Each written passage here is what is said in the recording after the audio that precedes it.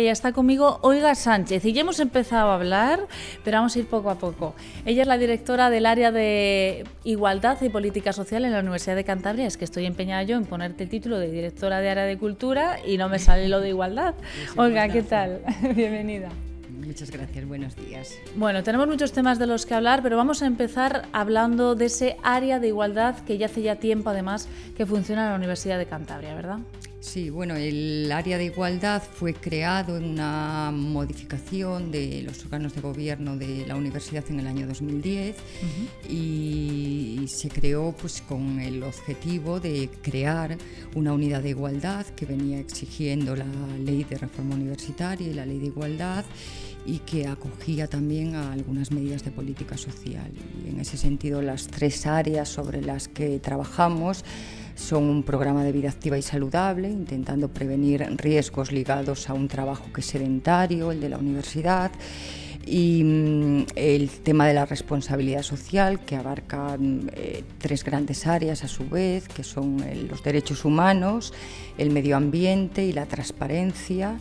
Y en tercer lugar, y con más peso dentro de mi área, es precisamente la unidad de igualdad. ¿No? Todas las políticas también sociales que tienen que ver con la igualdad en el ámbito universitario.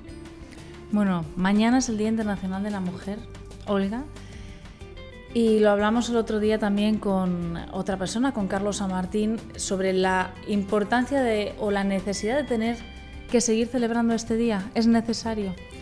Bueno, y la generación además de eventos que se hacen alrededor, ¿no? Sí, es muy necesario.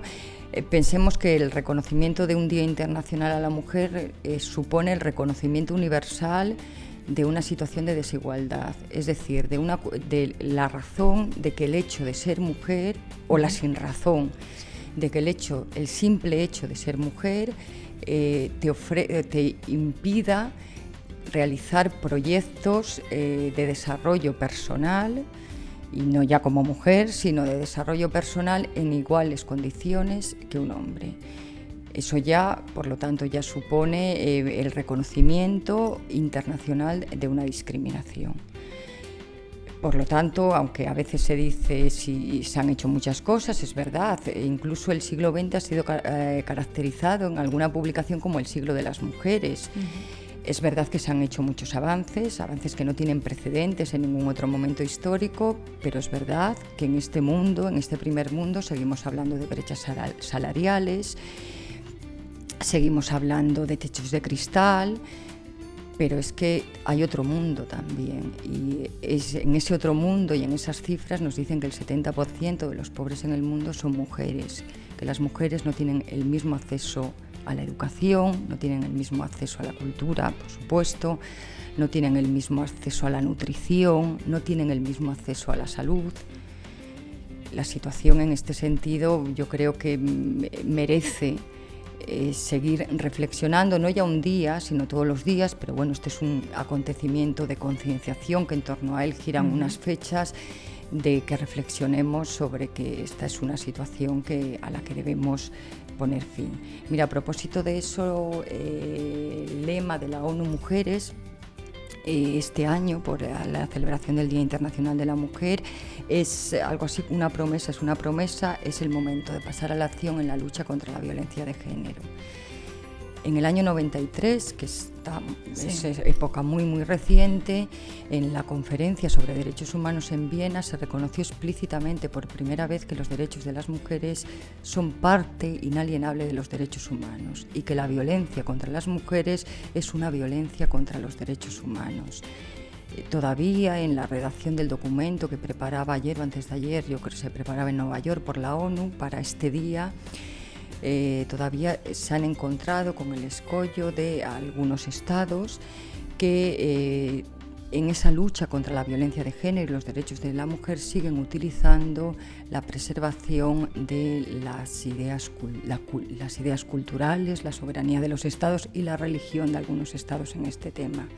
Detrás de todo eso estamos hablando de cuestiones de minusvaloración de la mujer muy importantes, hasta las mutilaciones genitales, por ejemplo, los matrimonios forzados, O sea que queda un camino muy, muy largo por recorrer aquí y sobre todo en el tercer mundo.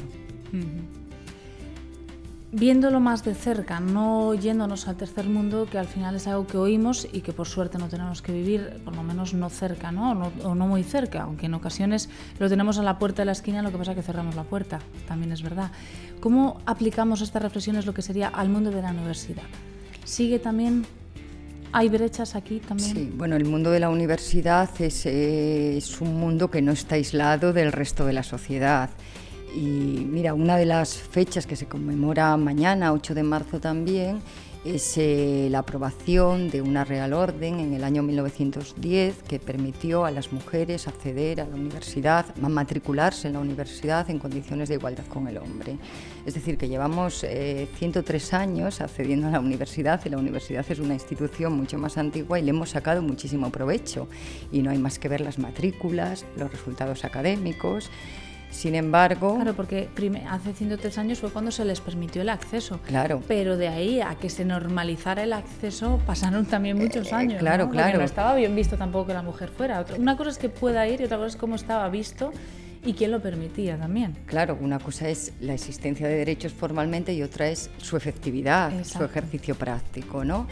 Pero hoy en día podemos decir que el acceso de la mujer a la universidad es un acceso muy, muy productivo.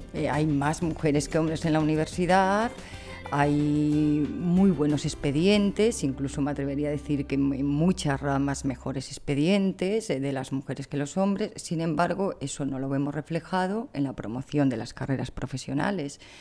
No lo vemos reflejado tampoco en los órganos directivos de las universidades. No lo vemos reflejado en la valoración de la temática de género. La temática de género es una temática que normalmente está menos valorado en las promociones, en los órganos académicos que deciden cuántos puntos vale esto y cuántos puntos vale esto otro que otras temáticas, otras dedicaciones, ¿no? Entonces, hay un dato que es muy, muy revelador. En el Libro Blanco de las Mujeres en la Ciencia, que se publicó en el año 2011, por lo tanto hacemos referencia a datos del año 2010, se reflejaba que un hombre tenía 2,5 más posibilidades de acceder a una cátedra que una mujer en similares currículums. No estamos hablando de otro tipo de condicionantes. Y eso se multiplicaba por 4 cuando el hombre tenía hijos con respecto a la mujer que tenía hijos. Realmente este es un dato que algo nos está diciendo que no estamos promocionando en condiciones de igualdad con el hombre, ¿no? El porcentaje de catedráticas en relación al de catedráticos es un porcentaje bastante llamativo y por lo tanto vemos que en la universidad estamos en muy similares condiciones al resto. En cuanto a cifras, estamos en muy buenas condiciones en el sentido que estamos muy preparados y preparadas y que es el lugar uno de los lugares básicos de generación del conocimiento, ¿no? Pero las cifras y los resultados, desde luego que están muy lejos de ser ideales en materia de igualdad. Desde tu departamento, desde ese área de igualdad, intentáis suplir esas diferencias, supongo, ¿no? ¿A través de qué actividades o qué programas, proyectos? Sí, bueno, pues lo que intentamos hacer, hay una parte que es muy importante en nuestra actividad, que es establecer mecanismos de conciliación de la vida laboral y familiar. Y en ese sentido, pues organizamos en periodos, sobre todo vacacionales, de los niños y las niñas, campus o campamentos, para que los padres y las madres puedan trabajar con normalidad durante esas épocas. Luego hemos elaborado, ya hace 2 años, una guía de comunicación en igualdad con el objetivo de dar visibilidad a las mujeres, que a veces en ese masculino genérico, que es correcto gramaticalmente, el efecto social que se produce es que las mujeres no se ven. Y por tradición también pensamos que detrás de muchas de esas actividades hay un hombre, siempre un hombre, ¿no? Entonces visibilizar es muy importante por reconocimiento y porque esto se convierte también en un referente para otras mujeres, ¿no? Yo también puedo.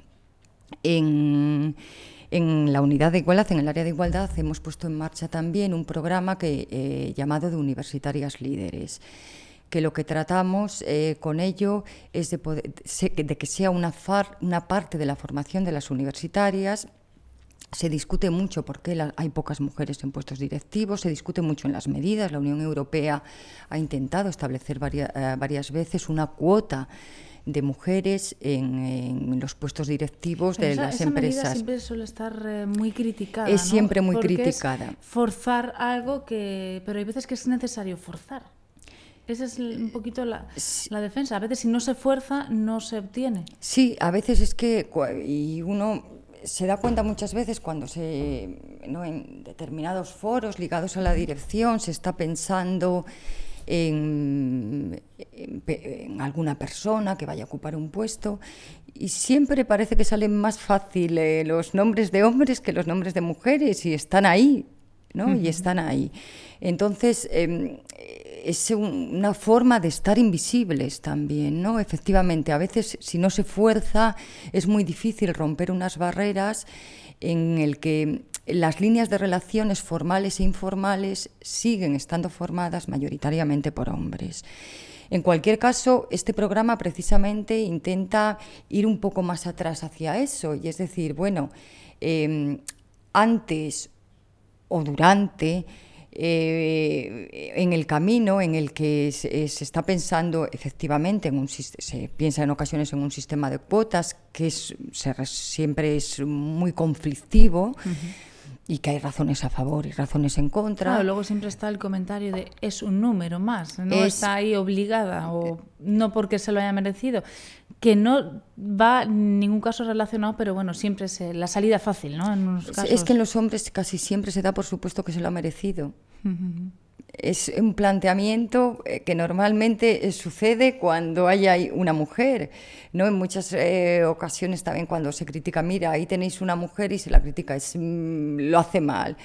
Dices, bueno, puede hacerlo mal, por supuesto, el que seas una mujer no te garantiza nada. Además, yo siempre digo que el talento es personal. Uh-huh. El problema, el talento no va unido al sexo.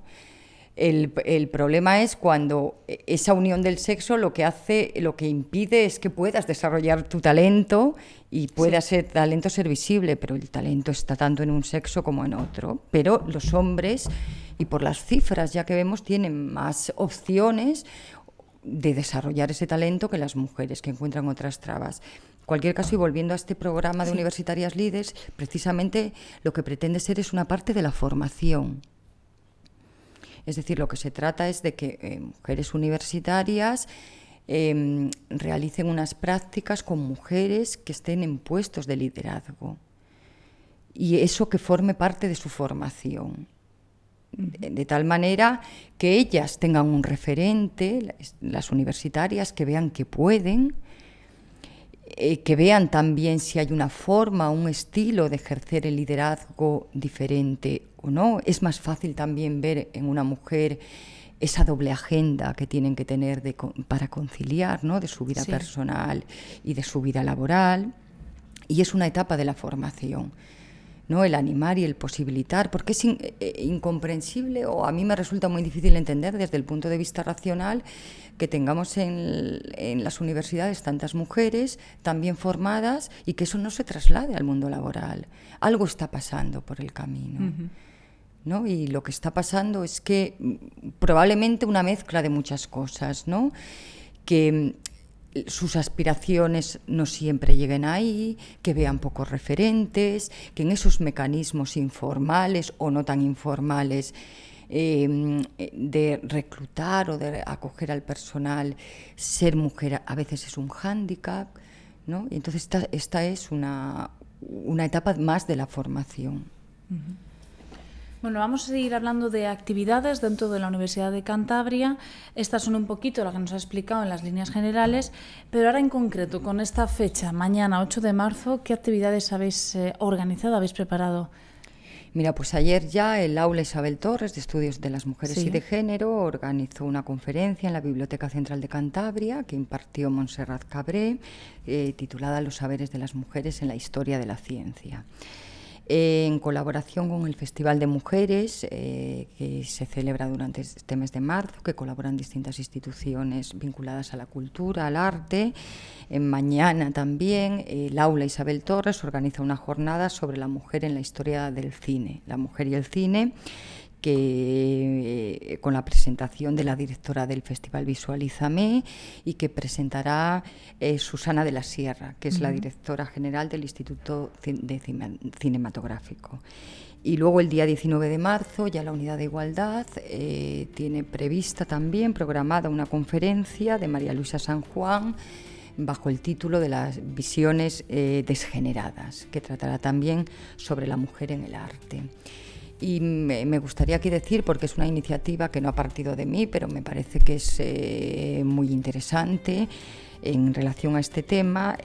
Con motivo del 35 aniversario de la Facultad de Filosofía y Letras, se ha organizado la primera Olimpiada de la Historia en la Universidad de Cantabria, y tiene como tema esta Olimpiada precisamente la mujer en la historia. Me parece muy interesante porque sea como un acontecimiento como el 35 aniversario, que la temática sea la mujer en la historia, y además porque va dirigido a los alumnos de segundo curso, a los alumnos y alumnas de segundo curso de bachiller, ¿no? Y en este sentido implicas también a distintas instituciones educativas, que me parece que tiene un gran interés. Bueno, hablando de esa mujer en la historia, antes decías que, bueno, pues que la situación actual de la mujer nunca se ha visto en ninguna época de la historia, pero si retomamos la historia, sí que la mujer ha tenido más valor quizá en épocas anteriores, y que luego ha caído en picado también, ¿no? O sea, que sí que ha sido valorada en algunas épocas, no sé si en igualdad con el hombre, pero sí más valorada que, por ejemplo, cuando cayó en picado con la época de la Edad Media, donde lo que había conseguido cayó totalmente en picado. Pero sí que hablamos, por ejemplo, de la época griega, romana, incluso en la época de Egipto, de toda esta zona, sí que podemos decir que ahí tuvo cierto valor. Bueno, la mujer ha sido valorada y es valorada, desde luego, sí, pero lo ha sido casi siempre en función de su rol sexual.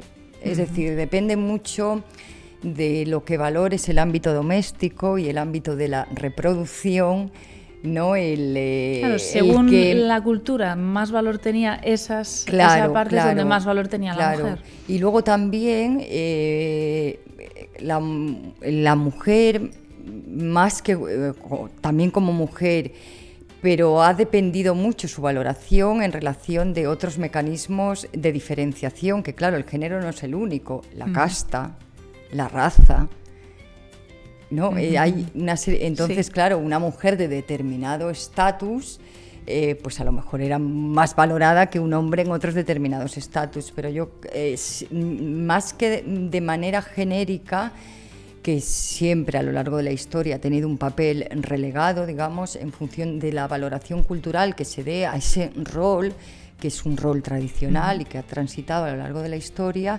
y también a través de su estatus. Esto es algo, por ejemplo, que en el feminismo se ha llamado la atención en los últimos años, ¿no? El feminismo ha sido elaborado principalmente respecto de un determinado modelo de mujer, de clase media, una mujer preparada, de una situación profesional, y claro, hay unas valoraciones culturales y unas necesidades que pueden ser muy diversas en relación a las mujeres en otras situaciones, ¿no? Ni las mujeres ni los hombres cumplimos distintos papeles y estamos en distintas situaciones dentro de nuestra sociedad, de nuestro nivel cultural. Es decir, no todas las mujeres somos iguales, no todos los hombres somos iguales. Lo que sí hay históricamente es una experiencia compartida que nos afecta por ser mujeres o por ser hombres, ¿no? Bueno, para terminar un poquito con ese departamento, con ese área de igualdad, háblanos de los proyectos a futuro, de en qué líneas vais a seguir trabajando. Bueno, vamos a seguir profundizando, ¿no?, en las líneas que estamos, que es importante que lo hagamos, y especialmente en momentos de crisis, porque cuando llegan las crisis normalmente siempre quienes resultan más afectados son los grupos más vulnerables.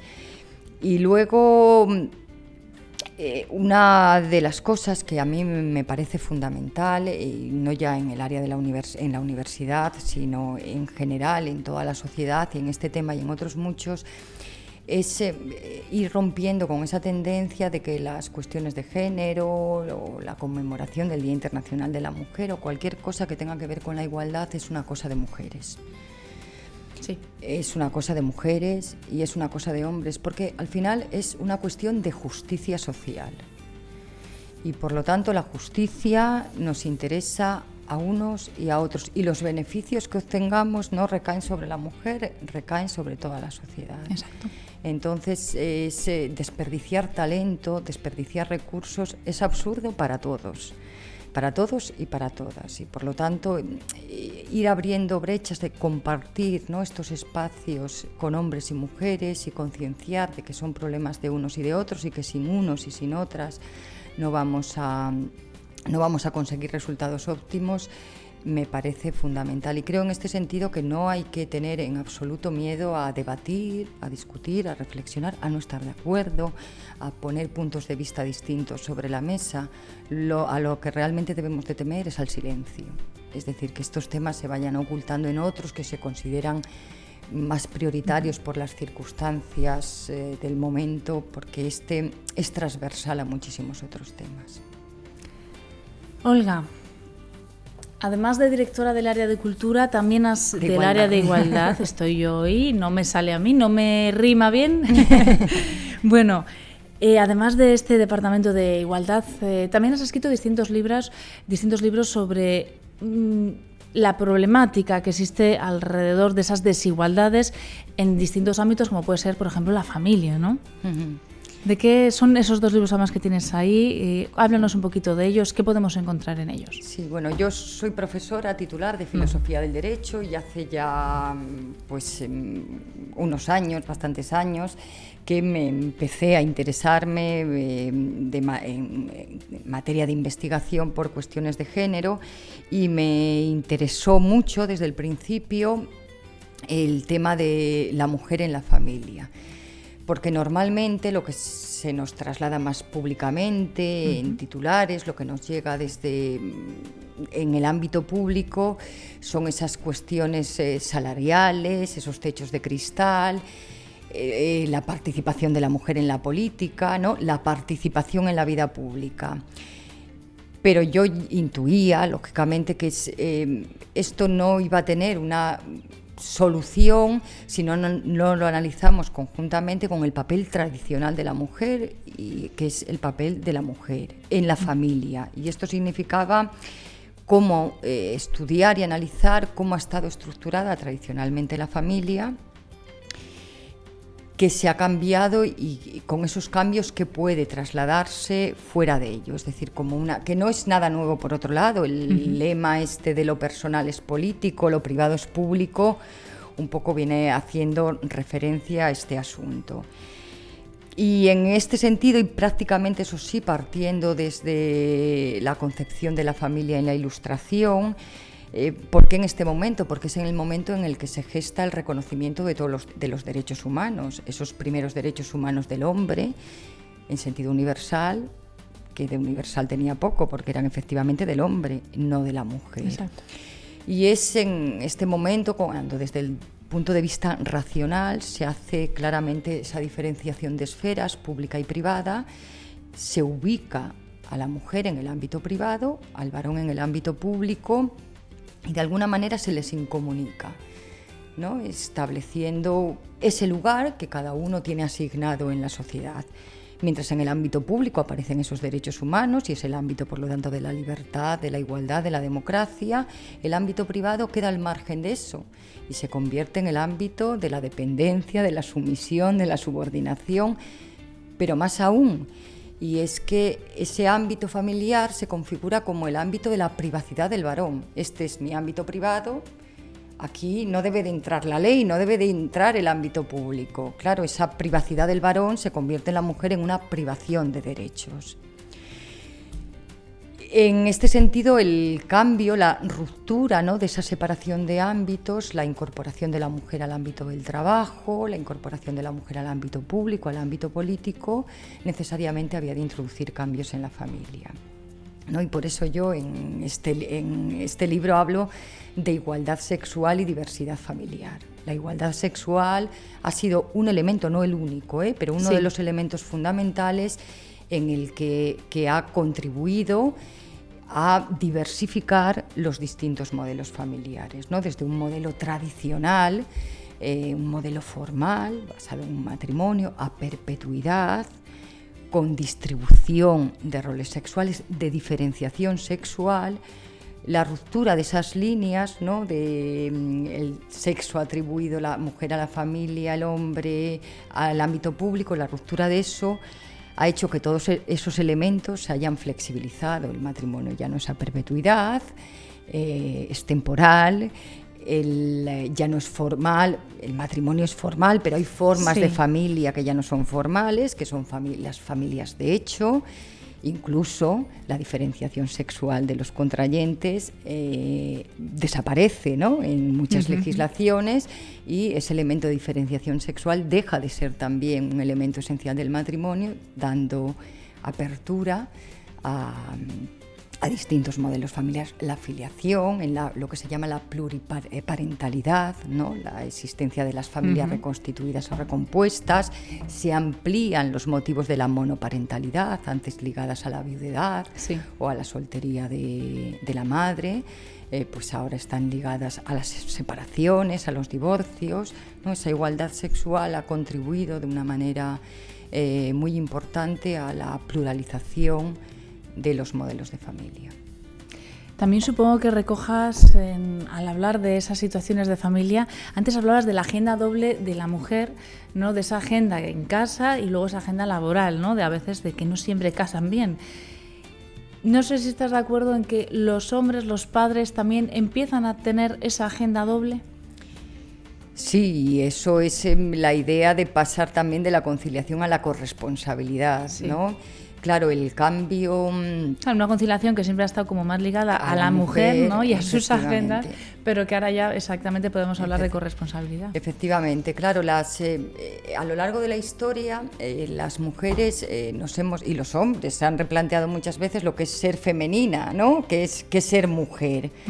Y esto ha evolucionado mucho históricamente, pues porque hemos ido haciendo conquistas, incorporándonos a ámbitos que antes no habíamos hecho, pero... claro, con estos cambios necesariamente el hombre nos tenemos que replantear también qué es esa masculinidad o qué es ser hombre, y antes esos hombres desligados del mundo afectivo, que también tiene que ser terrible, ¿no? Los hombres no lloran, o tiene que ser tremendo, esa afectividad ligada a la familia, ese cuidado de los hijos. Eso se ha ido produciendo también, y efectivamente los hombres ahora están, y eso es más ligados al mundo de la familia, ¿no? Y ese es el camino, necesariamente tiene que ser el camino, cuando no sean siempre las mujeres o casi siempre las mujeres quienes pongan problemas, entre comillas, problemas en una empresa porque... tiene que tener esa doble agenda, tiene que ocuparse del cuidado de los hijos, de los mayores, sino que sean también los hombres quienes los hagan, estará todo mucho mejor repartido, ¿no? Es nuestra oportunidad también, y la suya, porque incorporarse a un ámbito que antes le tenían más alejados, conocen también que eso da muchas satisfacciones personales, ¿no? Y eso es el equilibrio vital también, no solo laboral, sino el equilibrio vital. Bueno, pues vamos a terminar así. Muchas gracias. Gracias a vosotros. Olga, recordarles esas conferencias, eso sí, y ese programa en torno al Día Internacional de la Mujer desde la Universidad de Cantabria, que la pueden ver en la página web de la universidad, ¿verdad? O en esos trípticos, o en esas agendas de papel que también se encuentran distribuidas además por distintos sitios en toda nuestra región.